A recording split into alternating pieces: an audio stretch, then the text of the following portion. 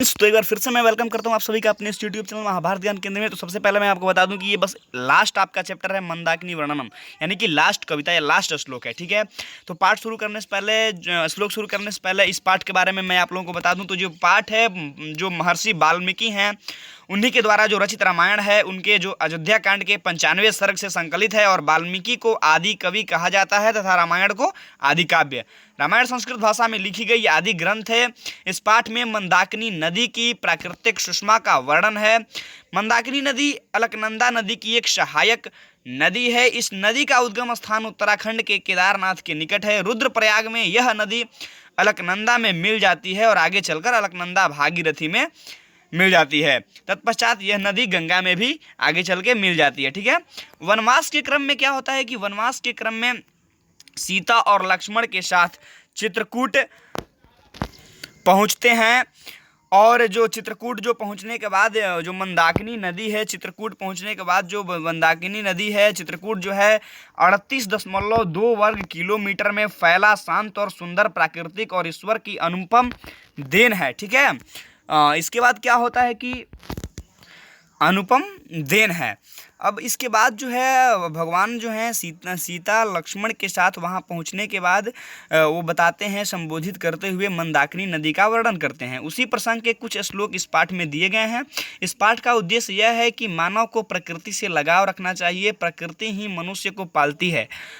प्रकृति से लगाव के बिना हमारा जीवन सुखमय और आनंदमय नहीं हो सकता। इसलिए महर्षि वाल्मीकि ने प्रकृति की यथार्थ रूप से वर्णन करके मनुष्य को इससे लगाव रखने का संदेश दिए हैं। ठीक है, आगे बढ़ते हैं। जो प्रस्तुत पाठ वाल्मीकि रामायण के अयोध्या कांड के क्रम में 95 सर्ग से संकलित है। जैसा कि मैंने आप लोगों को पहले बता दिया है। वनवास के क्रम में राम, सीता और लक्ष्मण के साथ चित्रकूट पहुंचते हैं।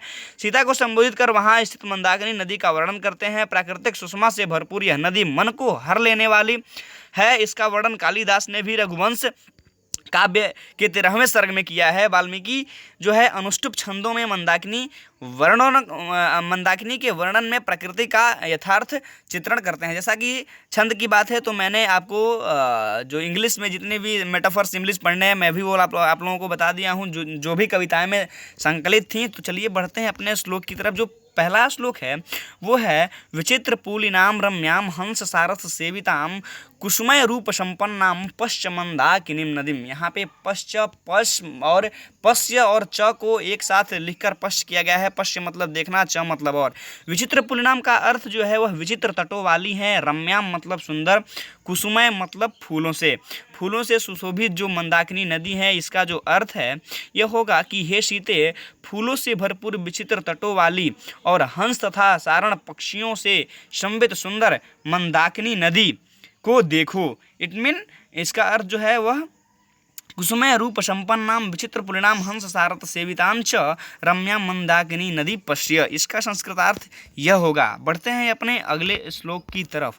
अगला जो श्लोक है नाना विधय तिरुहै वृताम पुष्प फल द्रुमः राजंतिम राजराजस्य नालिनीमिव सर्वतः। शब्दार्थ यहाँ पे नाना विधय का अर्थ होगा अनेक प्रकारों से, यानी कि तिरुरह का अर्थ होता है आकर्षित करते हुए वृक्ष। पुष्प फल प्रुमय फूलों और फलों से लदे हुए वृक्षों से इसका जो है अर्थ है। आगे वृताम मतलब घिरी हुई और राजंतिम मतलब सुशोभित होती हुई। इसका जो अर्थ होगा ये होगा कि हे सीते, अनेक प्रकार से आकर्षित करते हुए फूलों, फलों और वृक्षों से अब सब ओर से घिरी कुबेर की पुष्पकरणी तालाब के समान शोभापति हुई मंदाकिनी नदी को देखो। ठीक है, हालांकि ये जो श्लोक है ये सभी श्लोक लगातार दिए गए हैं वाल्मीकि रामायण में। तो बढ़ते हैं अपने अगले श्लोक की तरफ। अगला श्लोक है मृगयूथे निपीतानि कलुषाम भांसी सांप्रतम तीर्थानि रमणीयानि रतिम संजयंती में। इसका जो भावार्थ होगा ये होगा कि यहाँ पे देखिए मृगयूथ पीतानि, ठीक है, जो यहाँ पे मृगयूथ पीतानी है, इसका मतलब अर्थ होगा कि मृग के समूहों से। कलुष मतलब गंदे। अम्भांसी, जो यहाँ पे अम्भांसी यानी कलुषाम्भांसी, तो अम्भांसी का अर्थ होता है जल से। रमणीयनी का अर्थ होगा मन से मोहित करने वाले। निपितानी का अर्थ पिए गए। रतिः का अर्थ है मन को। संजयंती का मतलब आनंद दे रहे हैं। हे सीता, यद्यपि मृगों के समूह जल पीकर अभी जल गंदा कर गए, तथापि इसके रमणीय घाट मेरे मन को मोह कर आनंदित कर रहे हैं। अब आई होप आप लोगों को ये इसका अर्थ समझ में आ गया होगा। चलते हैं अपने अगले श्लोक की तरफ। अगला जो श्लोक यही था जो मैं अभी आप लोगों को बताया, ठीक है। अगला जो श्लोक है आदित्य। आदित्य मुपतिष्ठन्ते। श्लोक इधर उधर हो जाएगा तो उससे घबराने वाली बात नहीं है। ये जो है आदित्य मुपतिष्ठन्ते नियमा दुर्धभावः एते परे विशालाक्षी मुनयः संसितव्रता।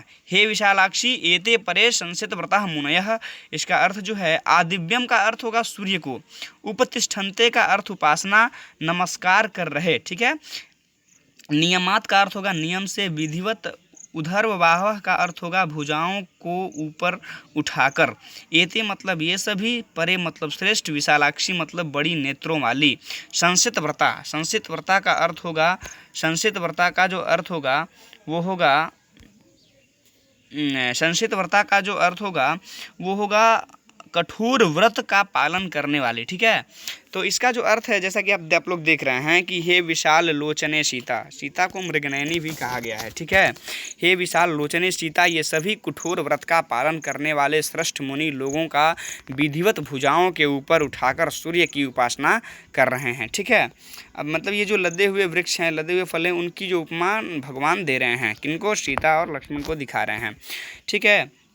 आगे जो श्लोक है वो है कि मारुतोद धूत शिखरय प्रणृत इव पर्वतः पादपय पुष्पपत्राणि सृजद्भि ऋतो नदीम। इसका जो अर्थ है यहाँ पे देखिए, मारुतोद्धुत शिखरय का अर्थ हवा के द्वारा उड़ाए गए चोटियों से है, ठीक है। प्रणृत मतलब नृत्य करते हुए, इव मतलब की तरह, पादपय मतलब पेड़ों से, ठीक है। पुष्प पत्राणी फूलों और पत्तों को, असृजद्भि मतलब होता है उगे हुए, अभिता मतलब दोनों ओर, ठीक है। हे सीते, इसका जो अर्थ है हे सीते, नदी के दोनों ओर फूल और पत्तों से युक्त पौधों के शिखरों के हवा के कारण झूमने से पर्वत नृत्य करता हुआ सा प्रतीत होता है, ठीक है।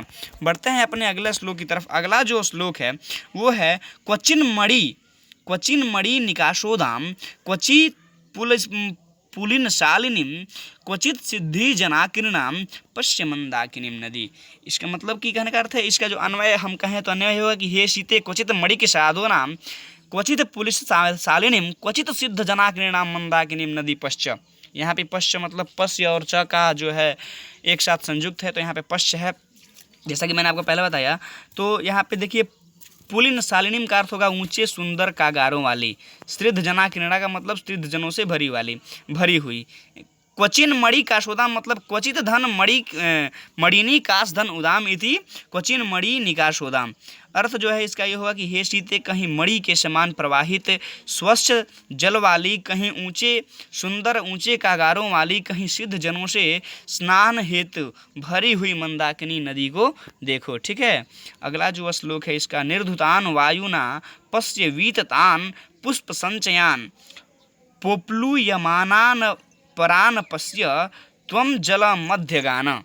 इसका जो अर्थ है, इसका अगर हम अन्वय करें तो अन्वय होगा कि हे सीते, बता रहे हैं प्रभु कि एवं वायुना निर्धुतान वीततान पुष्प संचयान च अपरान जल मध्ययान पोप्लुयमानान, ठीक है, पश्य। अर्थ इसका ये हुआ निर्धुतान। देखिए, निर्धुतान का अर्थ होगा उड़ाए हुए, वीततान का अर्थ होगा विस्तार किए गए, पोप्लुयमानान का अर्थ होगा तैरते हुए, अपरान का मतलब दूसरे, पुष्प संचयान का अर्थ फूलों से, समूह से, यानी कि फूलों के ढेर से, ठीक है। इसका अर्थ जो है संधि विच्छेद यहाँ पे पुष्प संचयान यानी कि पुष्पधन संचयान इति पुष्प संचयान पोप्लूयमानान परान पश्य पोप्लूयमानान धन अपरान धन पश्य इति पोप्लूयमानान परान पश्य। इसी अर्थ होगा इसका, हे सीते तुम वायु द्वारा उड़ाए तथा फैले हुए फूलों के ढेर को तथा जल के मध्य में दूसरे तैरते हुए फूलों के ढेर को देखो। यानी कि जो भी वहाँ पे देखने वाली चीज़ें हैं वो प्रभु श्री राम दिखा रहे हैं, किन्हें? सीता को दिखा रहे हैं। ठीक है, बढ़ते हैं अपने अगले श्लोक की तरफ। अगला जो श्लोक है, तांश्चा विल्गु वचसो रथांगा हवयना द्विजा अधीरो हंति कल्याणी निष्कुंजंतः शुभा गिरह। अर्थात यहाँ पे देखिए, वल्गु वचसा का मतलब मीठी बोली बोलने वाली, रथांग हवयाना का अर्थ चक्रवाक, द्विजा का अर्थ पथी, अधिरोहंती का अर्थ होगा आरूढ़ हो रहे। यानी कि हे कल्याणी, देखो तो सही ये मीठी बोलने वाले चक्रवाक पक्षी सुंदर वाणी में कलह करते हुए किस नदी की तरह के दोनों तटों पर आरूढ़ हो रहे हैं। ठीक है, चलिए आगे बढ़ते हैं अपने इस श्लोक में। जो अंतिम हमें लग रहा है कि अब बस ये लास्ट है कि दर्शनम चित्रकूटस्य मंदाकिन्याश्च शोभने अधिकम पुरावासाच मन्ये तव च दर्शनात्। अर्थ, हे शोभा शलिनी सीते, यहाँ चित्रकूट और मंदाकिनी का जो दर्शन होता है वह तुम्हारा दर्शन होने से अयोध्या निवास की अपेक्षा भी अधिक सुखद जान पड़ता है। तो इस तरह से ये जो मंदाकिनी वर्णनम पाठ जो है वो ख़त्म हुआ आपका। अब देखिए अगला जो चैप्टर, अब हम सोच रहे हैं कि फिर शुरू से जो आपका रह गया है क्या, जैसा कि मतलब कि मंगलम पढ़ाने के बाद जो उसके बाद कहानी, व्याघ्रपति कथा, मतलब बहुत सारी कहानी है, तो उन सभी कहानियों को भी धीरे धीरे हम डील कर लेंगे। और एट लास्ट हम आपसे यही कहना चाहेंगे कि अगर वीडियो आप लोगों को पसंद है तो प्लीज़ इस वीडियो को एक बार शेयर कर दें अपने दोस्तों में, कि ताकि उन लोगों को भी कुछ जान मालूम पड़े। तो चलिए मिलते हैं आपसे नेक्स्ट वीडियो में, तब तक के लिए धन्यवाद। Vande Mataram, thank you, that's all and best of luck for your board exam.